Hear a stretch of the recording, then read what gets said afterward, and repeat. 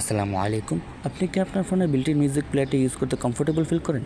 যদি আপনি অ্যান্ড্রয়েডের ইউজার হয়ে থাকেন তাহলে এর তো অবশ্যই হ্যাঁ হতে পারে না, কেননা অ্যান্ড্রয়েডের বিল্ট-ইন মিউজিক প্লেয়ারগুলোতে অনেক ফাংশনালিটি মিসিং থাকে, যেগুলো আপনি এক্সটার্নালি মিউজিক প্লেয়ারগুলো অ্যাপ স্টোর থেকে ডাউনলোড করে ইউজ করতে পারেন। সেরকমই একটি মিউজিক প্লেয়ারের কথা আজকের ভিডিওতে আপনাদেরকে বলবো, যেটি আপনারা অন্য কোনো মিউজিক প্লেয়ারের মধ্যে পাবেন না। সো চলুন দেরি না করে শুরু করা যাক আজকের এই ভিডিওটি। সো আমরা যখনই প্লে স্টোর থেকে কোনো মিউজিক প্লেয়ার ডাউনলোড করতে যাই, তখন আমরা প্লে স্টোরের মধ্যে যখন মিউজিক প্লেয়ার সার্চ দিই এভাবে লিখে, তখন অনেকগুলো মিউজিক প্লেয়ারে আমাদেরকে শো করানো হয়।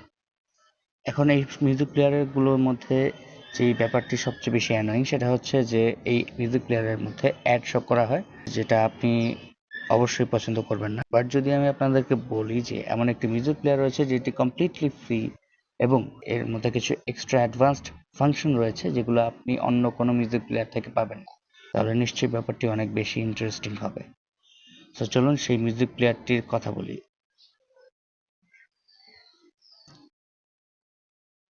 সো যে মিউজিক প্লেয়ারটির কথা আমি বলছি সেটা হচ্ছে এই মিউজিক প্লেয়ারটি। এখন এই প্লেয়ারটির মধ্যে এত স্পেশাল কে রয়েছে সেটি আপনাদেরকে এখন দেখাবো।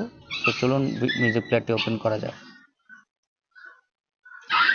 ওকে, মিউজিক প্লেয়ারটি ওপেন করার পরে আমি আমার একটি মিউজিক প্লেয়ারের ইন্টারফেস দেখতে পাচ্ছি।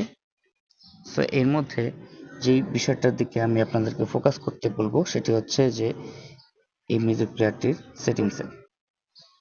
ফার্স্ট অফ অল এখানে আপনারা দেখতে পাচ্ছেন যে শো লিরিক্সের অপশন এটা রয়েছে। এর মধ্যে রয়েছে আপনি চাইলে আপনার যে কোনো অডিও ফাইলের মধ্যে লিরিক্স অ্যাড করে দিতে পারবেন। It's very rare in any music player I have seen. জানি না আপনারা অন্য কোনো মিউজিক প্লেয়ারে সেটা পেয়েছেন কিনা, বাট আমি অন্য কোনো মিউজিক প্লেয়ারে এটা দেখিনি। বাট এরপরে যেটা রয়েছে শাফলের অপশন, আপনি চাইলে সেম গানটাও রিপিট করতে পারেন, অথবা আপনি চাইলে পুরো প্লেলিস্টটা রিপিট করতে পারেন, অথবা জাস্ট যেই সংটা প্লে করা হচ্ছে সেটাও রিপিট করতে পারবেন। এটা যে কোনো প্লেয়ারের মধ্যেই আপনি পাবেন। তারপরে যদি আমি অ্যাডভান্সডে যাই, তাহলে দেখতে পাচ্ছি যে এখানে পুরো প্লেলিস্টটার জন্য অপশন দেখানো যাচ্ছে, যে just stop there, jump to next queue, repeat the same queue, এভাবে অনেকগুলো অপশন রয়েছে। আপনি চাইলে এইভাবে অ্যাডভান্সড কিউ সিস্টেমের মাধ্যমে আপনার প্লেলিস্টটাকে শাফল করতে পারবেন। তারপরে যেটা রয়েছে সেটা হচ্ছে শাফলার অপশন, আর নর্মালি যে সিকোয়েন্সিয়ালি প্লে হয় সেই সিস্টেমটা। তারপরে আমি যদি গানের ইনফোতে যাই, তাহলে দেখতে পাচ্ছি যে এখানে সব কিছু দেওয়া রয়েছে যেটা নর্মাল মিউজিক প্লেয়ারে থাকে, আর এমবেডেড লিরিক্সও রয়েছে সিস্টেমটা, যেটা আমি আপনাদেরকে একটু পরে দেখাবো। তারপরে আপনারা দেখতে পাচ্ছেন যে গানের বিট রেট, স্যাম্পল রেট এবং বিটস পার স্যাম্পল এবং সব কিছু দেখাচ্ছে, এমনকি এনকোডিং সহ দেখাচ্ছে, চ্যানেল কোন চ্যানেলে এই মিউজিক ফাইলটি রয়েছে সেটাও দেখাচ্ছে। সো আই ডোন্ট থিঙ্ক এত ডিটেলসে কোনো প্লেয়ারের মধ্যে এভাবে কোনো অডিও ফাইলের ইনফরমেশন দেওয়া হয়। তারপরে যেটা রয়েছে এখানে আপনারা দেখতে পাচ্ছেন স্টোরেজ ভিউ রয়েছে, স্টোরেজ ভিউর পরে অ্যালবাম ভিউ, দেন গানের যেই সিঙ্গার আর্টিস্ট তার নামটা রয়েছে।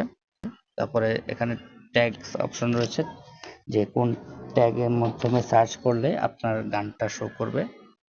তারপরে যেটা রয়েছে এখানে হচ্ছে আপনার প্লে লিস্টে যে অপশনটা রয়েছে, আপনি যে প্লে লিস্টগুলো তৈরি করে রেখেছেন সেই প্লে লিস্টের অপশন হচ্ছে, আপনি চাইলে একটা নতুন প্লে লিস্ট ক্রিয়েট করতে পারেন। যেমন আমি একটা ক্রিয়েট করছি।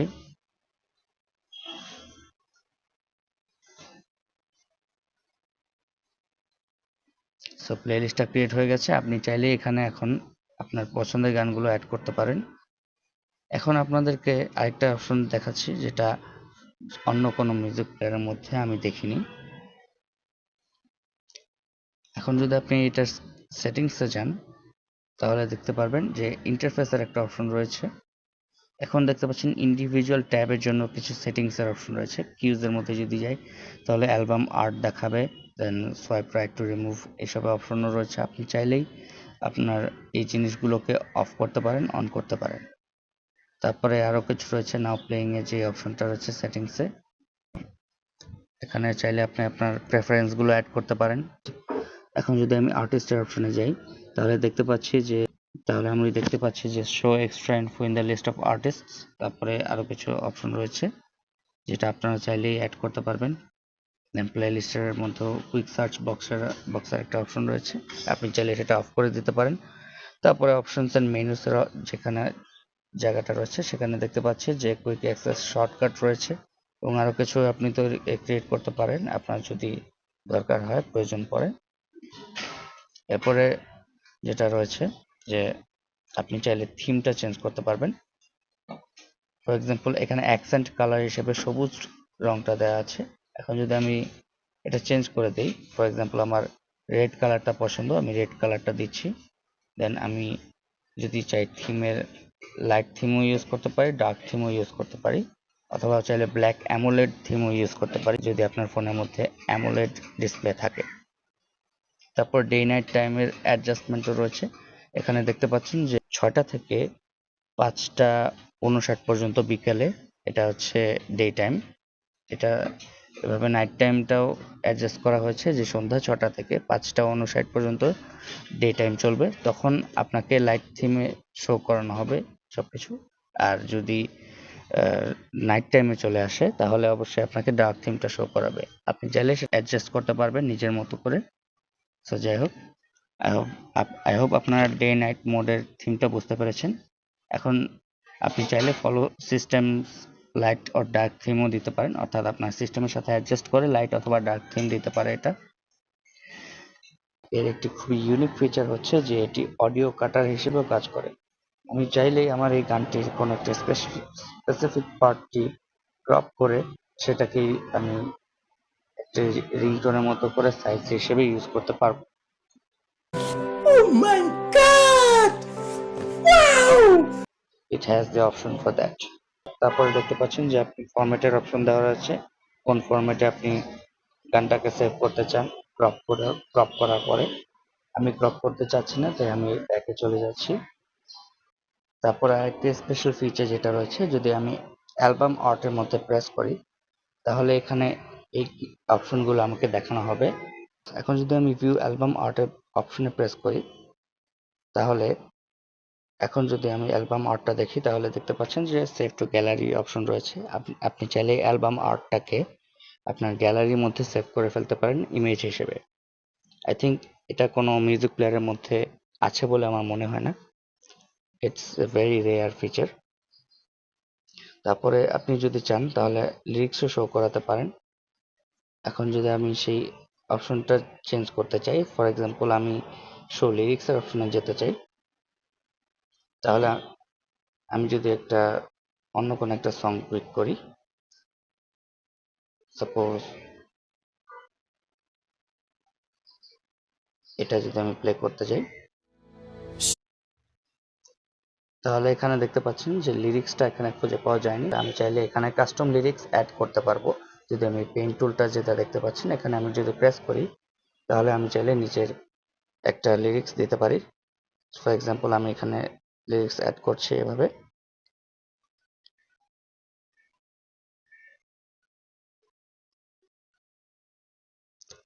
এখন যদি আমি চাই যে এই লিরিক্সগুলো সিঙ্ক্রোনাইজ করা হবে এবং গানের প্রত্যেকটা টাইমিং এর মধ্যে, তাহলে আমি এখানে সিঙ্কটার অপশনে যাব এবং এখানে দেখতে পাচ্ছেন যে টাইম ফ্রেম দেওয়া আছে। এখন এটা কিভাবে সিঙ্ক করা হবে সেটা আমি আপনাদেরকে একটু দেখিয়ে দিই। ফর এক্সাম্পল আমি যদি গানটা প্লে করি, সো এই টাইমের মধ্যে এই লিরিক্সটা শো করবে। এখন যদি আমি পরের লিরিক্সটা শো করতে চাই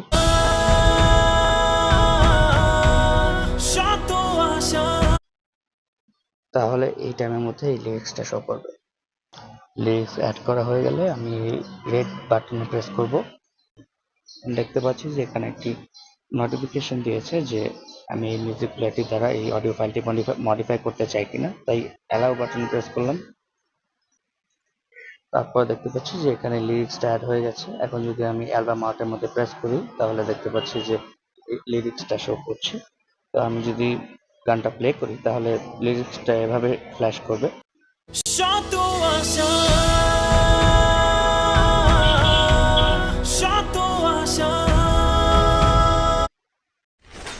Wow! Very ওকে, সো তারপরে এখন যদি আমি লিরিক্সের মধ্যে প্রেস করি তাহলে দেখতে পাচ্ছি যে গানের ওই পজিশনটায় অটোমেটিকলি চলে এসেছি, যে পজিশনটা থেকে এই লিরিক্সটা শুরু হয়।